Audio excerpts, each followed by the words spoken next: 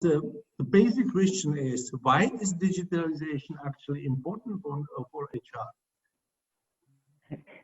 Thank you for that question. Hi, folks. First of all, digitalization affects products, technologies, and processes of a company. And the effects that are associated with digitalization normally lead to a higher efficiency of our processes in the company, and I would like to call it an extended customer benefit. Think, for example, of IoT, Internet of Things, that we add as a functionality to our products.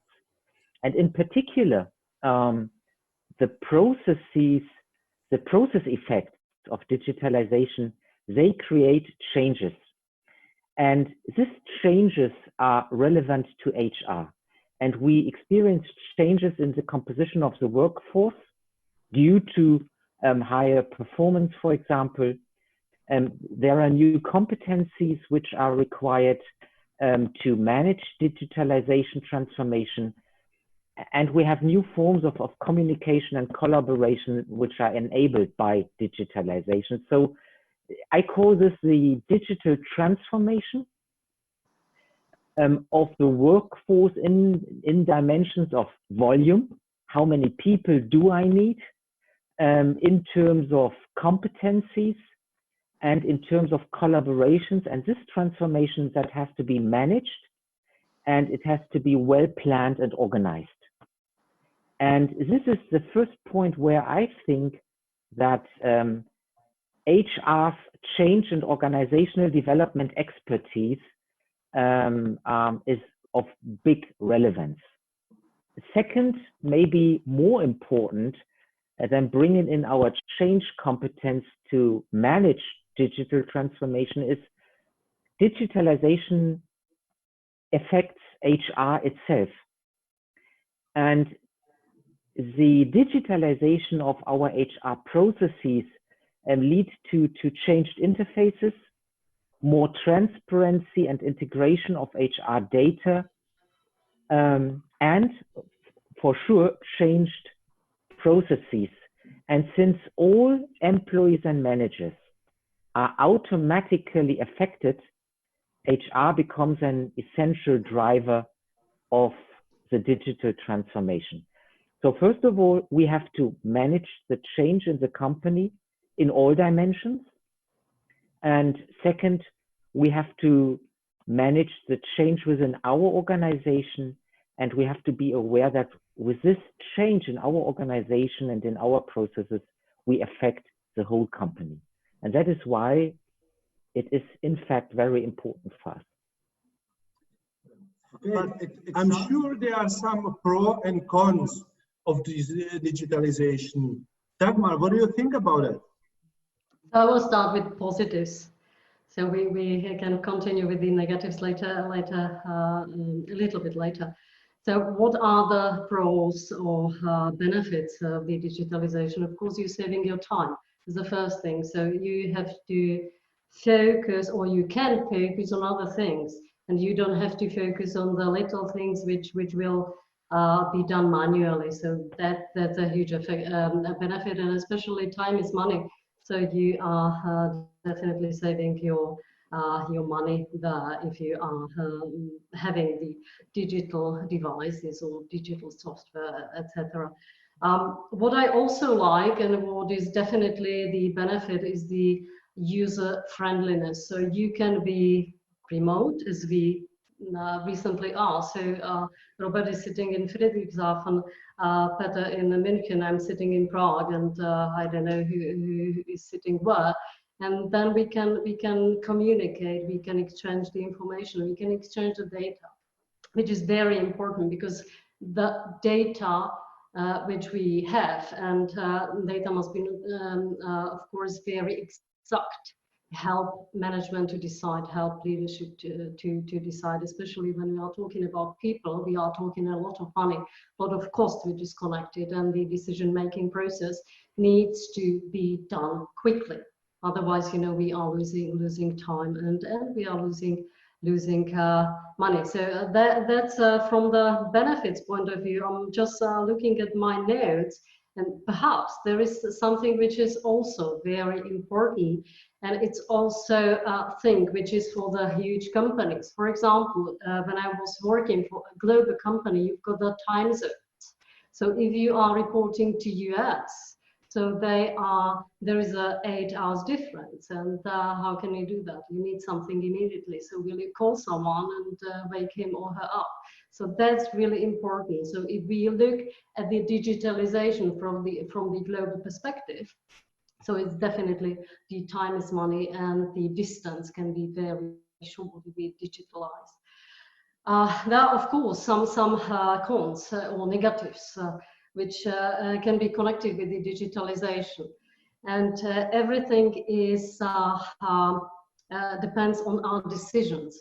So it means that if we decide or we choose a system which is not good for our company, what I'm talking about is, for example, if I'm SME, small medium enterprise, so I've got 100 people and I will purchase SAP. So it probably would not work for me because it's too robust. It's most probably for a company with 100,000 employees. So it would not make sense for me. It will be also expensive as well.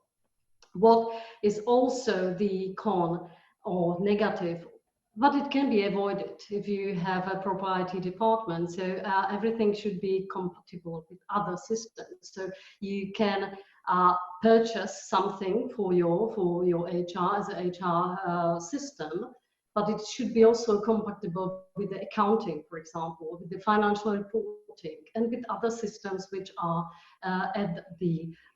which are used in the company. Because if you don't do that, you lose your time and money, because you have to then look for interfaces, other technical solutions, etc. So that's why it's really important to discuss with your IT department before you purchase something, because it can be really a big headache if we forget about that. So that's a con which I can see.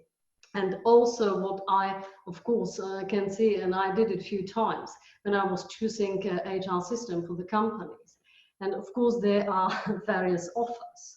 And yeah, you have to also understand what are we talking about. You have to understand what is the HR process like, where we start, where we finish, what we really need, what we don't need, what is nice to have, because then price can definitely be different. And especially what I can see as a con, but which is for me important, is that you need a system which is, for example, for your leadership, they can see everything in their mobile devices, so they don't have to dig in the computers if they are not recently at the airport, because no one is flying anywhere. But anyways, you know, if they are at home or wherever, so they need to see the information online in the mobile devices. So that's from the pros and cons from my side. Robert, so how do we experience system support in digitalization? What is your thought about this? I think especially in big international companies, there's a trend towards systems based on standardized processes. And the expenditures that are required to implement such systems are immense, and they affect not only technical dimension of hardware and software, but we also have to invest in processes and changes of interfaces. So associated with introduction, communication, and change measures, as well as we have to face a great training effort. So all these expenses that we have to that we face when introducing systems within HR are only worthwhile if, on the one hand, the cost advantage from standardization is utilized, and at the same time we have a real value added in the sense of a user-friendly interface. I think that is maybe the most important point. I will come to that later. more simpler processes and higher speed. And that is what we have to donate to the users. So it's a matter of user-friendly interfaces, simple processes, and high speed. And if you ask me, I do not see that in most applications today.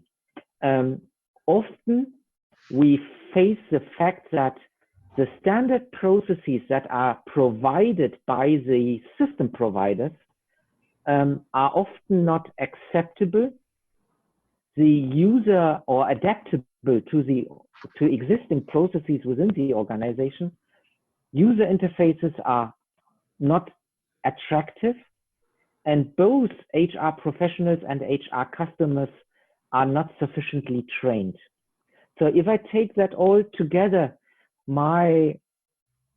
what I see today is that user experience is a decisive criterion for the success of digitalization. And most people focus on technique, on interfaces, and they neglect that the positive outcome is only utilized if people feel well working with and working in the systems. And that for me is the most important point for having a successful digitalization in terms of introducing systems and standardization of processes. On the other hand, you have here the investor, the company, the owner of this company or owners. Are we sure we generate benefits out of the investment in this system and processes? Dagmar, what do you think about it? Mm-hmm. Yeah, well, that's again, we have to know what we would like to buy, what we would like to purchase. If we would like to purchase a very robust and expensive software, okay, so there need to be added value. And in the case, what the population here is automotive industry, so there are these heavy systems. That's clear, because you have to link it with the production, etc., etc. That's absolutely normal. But what is important for the leadership or for the owners of the company, they need to have it live data online. So if the owner, what I experience, I give you a real example. I was responsible for 15 countries, and we had, again, those different zones. One company was in Vietnam, and other companies were in Romania, etc., etc. So we need to have, and we need to report exactly the figures which were live, and they supposed to be ready in 5 minutes. How can you do that if you don't have a proper system? So you have to have the system, and that's the added value for the management. And actually what Robert mentioned, and we discussed that previously without you guys, without the audience, but I've got a very positive experience with some applications which you can buy, which are very cheap. You pay normally per employee, and the integration can be done within 2 weeks, because you simply need just the basic data about your employees, and then everything is stored safe. Of course, they were with the GDPR and I don't know, with all these restrictions, and then your owner or the leadership can have all the data within a few seconds available, which is very important. I guess that everyone from you experience that the owner or the CEO is calling you and asking you for data, and you don't have it. And then if you have 15 countries and time zones and different currencies and I don't know what else, and 100,000 employees, so I don't know how to do that without the system. So you have to have a proper system to be able to do that. Otherwise, it's going to be quite difficult to explain it to your management or leadership. Is the digitalization depending on size on our organization, or how far is it depending? No, it's not depending. Absolutely not. And all companies must face the challenges of digital transformation of processes, technologies, and products at all levels. And let me put it that way. Digitalization is increasingly determining companies' competitiveness. And that is not a matter of size. Companies need efficient processes, they need competitive technologies and products, and they need motivated employees. And let us have a short look at the employee topic. The attractiveness as an employer I experience is increasingly dependent on the success of creating what I call a digital user experience within the company. And this is relevant for companies of any size. If I reflect the way I sit at home at my breakfast table with my wife and planning the next vacation, the way I handle booking.com with all the dimensions, and I come to a company and I am confronted with complex and inconsistent processes based on paper, what is my feeling as an employee of the how mutual my company is to deal with the future, and creating that digital experience is for me a very high value to be an attractive employer. And that is in fact not a matter of size from my point of view. Are we all aware that digitalization enforced consequent process standardization? Again, no. Don't ask a question where I always have to say no. My experience from consulting and my experience back from my company is standardization is somehow something that challenges people and organizations to a way that they mostly, I don't know how to say in English, try to defend the way they have done it in the past.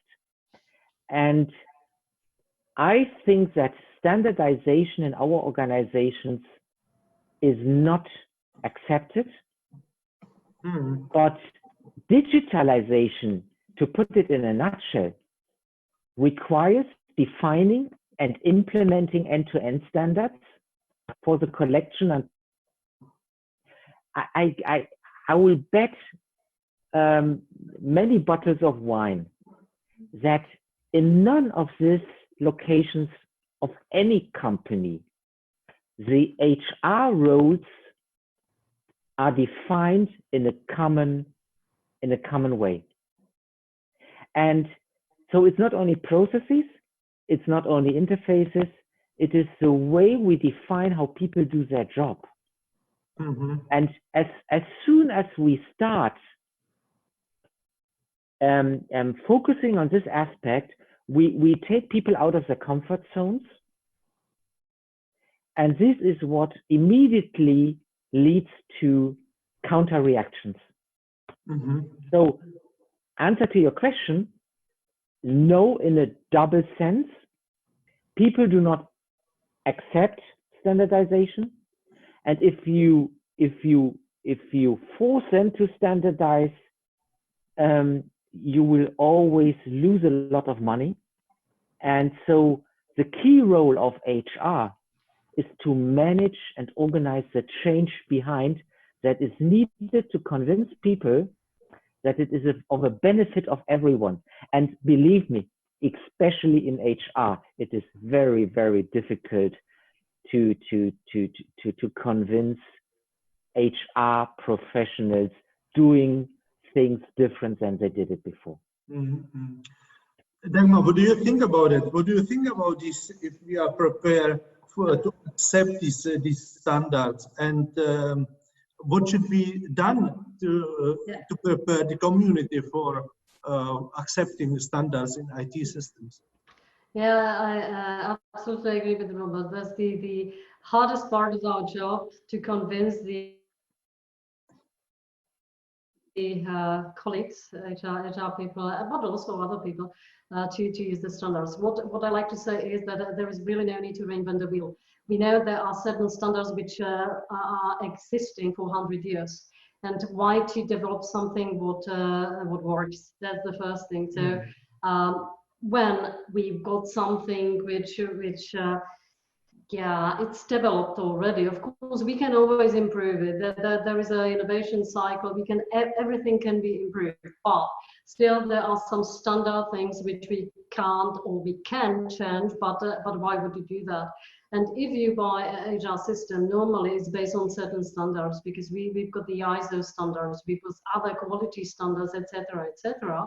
And if we use them as a base, and we explain why we are using these standards and as a base, then everything will be simple and cheaper. Because, you know, especially, again, I'm coming back with the experience with the 15 countries. There was a typical discussion all the time why we need to have a standard processes, because they are cheaper, they are faster, everyone knows what is he or she doing, and of course also for the reporting purposes, etc. You know, again, back to these 15 countries, you've got 15 currencies. So what is the standard?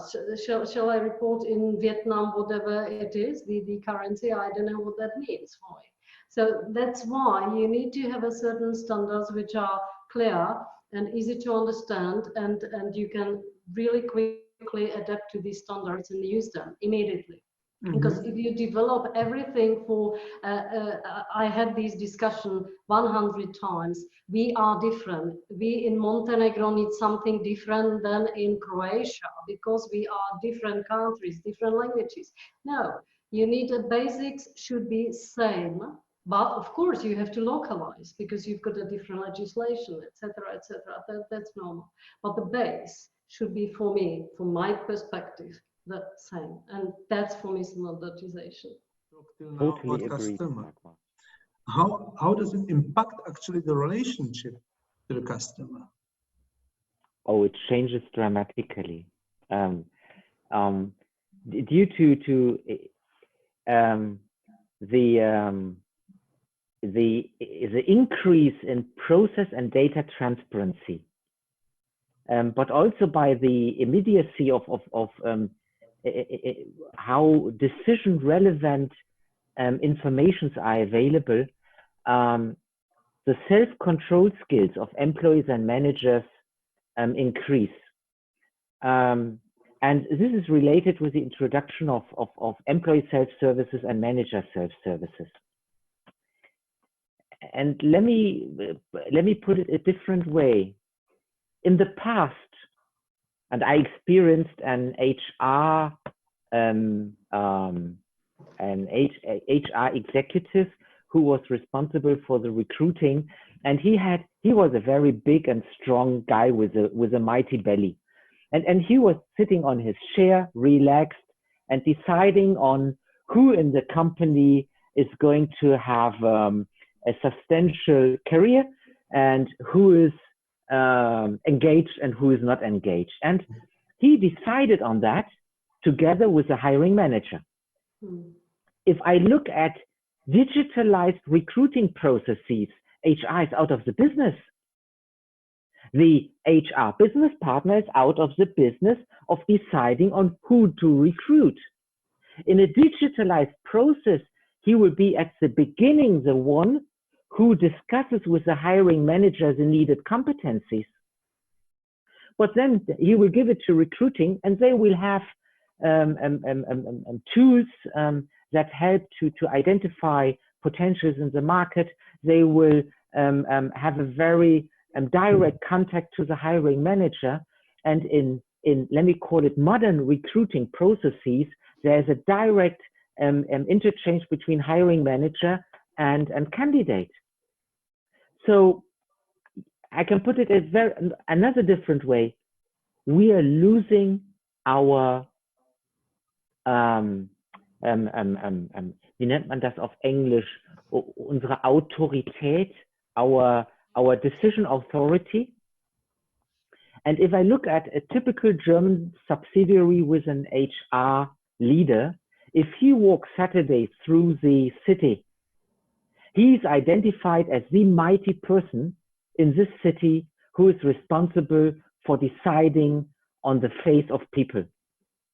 And HR has realized that with increasing transparency, with integration of processes, with introducing employee and manager self-services, they lose that immediate authority on deciding. And they have today not realized that they are moving towards becoming something like a key accounter. In the past, they were what I call a supporter of the what. They told the managers and the employee what to do at what time, in which structure. But in the future, HR is a support, is an enabler of the how. And that is what I mean with HR has to become a key accounter. HR is no more a decision maker.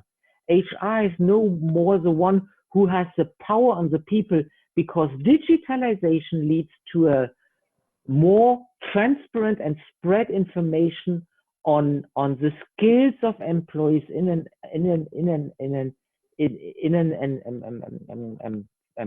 company's environment. And to moderate and to conduct these processes, that is the future role of HR. So, and if I do not manage as HR to make this clear to my customers, they will no more accept me as a business partner, because that is what they experience with other functions already. Is that clear a bit? So it's a transformation of the role that is needed, because due to more transparency, due to more employee and manager self-services, we have to step back and be more a moderator. We enable how to do things, and at the end we are likely a key accounter. Maybe that is the essence. So what is the impact of digitalization to leadership? What is your experience? Well, for me, is digitalization a help? Because we're still working with people, so we should not forget about that. So the employees are still human beings. So digitalization is a very good thing to learn about our company from the cost perspective, process perspective, etc., etc. But we still have to interact. We still have to interact. Doesn't matter if we are online or we are offline, but we really need to interact. So for me, is digitalization, whatever tools, IT tools, super useful. Leadership, management, they should really focus on that, but it's not all, because if you are not able to talk to your people, you're not able to transmit the message. So the IT or software itself would not make it. Also, we still need to focus on that, especially if we are in a services area, etc., etc. So we still need to interact. Leadership should, of course, use it as much as they can. So they especially the reporting side is for me very important. So you have to have the data, you have to the fast data, and you have to understand the data, because they need to make the decision based on data, not based on feelings. That's very important. You know, you are, of course, there are always feelings involved, but the leadership should decide based on the data. So that's why they need it. And that's a huge help. And I saw it several times when we were looking for certain data for the management decisions. And because the digitalization was lacking in certain companies, so there was really a big problem, because, you know, the decision which was taken because there were not enough data, after a certain time, it was not considered as a good decision, because they haven't had exact point of view on certain structure or certain cost structure, etc., etc. So this is very important from my perspective, but still, I believe we are people, we are human beings, we should interact, and there's the same for the leadership, you know. So it's what do you think? How can we, or how can you, for example, support these necessary processes or to make this change? Because you have to make the change. They have to accept it. They have not just put the technology in place and go away. What you can do here? How can you help? Well, if I may start, Robert, if you don't mind, just quickly. Yeah, you have to train your customers. You have to train your internal your employees or your internal clients, because if you don't train them, if you don't explain, and the best thing what I experienced in my working life was always that you have to really start to inform your employees before you implement something. So they have to be prepared. They have to support you. You have to gain also the support from the leadership. If leadership will not support you in the change management or risk management or HR, whatever software implementation, it would not be successful, because no one will use it. And also what Robert said, and you better as well. Yeah, of course, it's about the user experience. If you implement something which is super complicated, no one understands what they're supposed to do. They need manuals just to make sure to find whatever functionality. Who will use it? No one. This project will not be successful. So that's why it's super important to explain, warn people something is coming, and say, of course, what are the benefits, why we are implementing it. Because if they don't understand, they will not support you. And there should be the whole leadership singing the same song, supporting it, and not making fun of it, or so there are sometimes the others are against, and they would love to have something different. There is of course a lot of politics also in place in huge companies, especially because big projects. So that's why, for me, it's really important to stick together, to train people properly, explain in detail why do we do that and what is the benefit for you, and to show and test. And please never forget about the test episode or test time, just for people to make sure they will understand what are the functionalities, etc., etc. Because when you implement them, then you haven't tested it. So it might be also quite a sad story afterwards, because you will handle with thousands of negative responses from your employees, and it is not worth it. So from me. Okay, Robert, what is your point of view on that? What we need, what we need for the successful change, and how can you contribute to them, you personally? Yes, I think that the change has quite a few dimensions. Apart from trainings and apart from good communication and information that is needed to implement new processes and systems, I think that the road change has to be supported. And the only way I have experienced that works out is to explain to the people what's in for me. The changes HR is facing within that digital transformation are disruptive changes. Let me take, for example, the effects of digitalization to Industry 4.0. Changes within our production sites due to digitalization. These changes lead to a new configuration of the workforce. And this new workforce has to be balanced. And it has to be planned very well. HR people are not used to be an essential part of the planning process of a company. Usually planning is done by finance, and HR is informed how many people are needed with which qualification or in which function at what site and within that planning period. And if we talk about change, HR has to take the responsibility within digital transformation, for example, for implementing something like a strategic workforce planning. And this change in the mindset of HR, that has to be supported very well by workshops, by discussing with the HR professionals on what is going to change in their role and why this role change is not only essential, but worthwhile to keep track.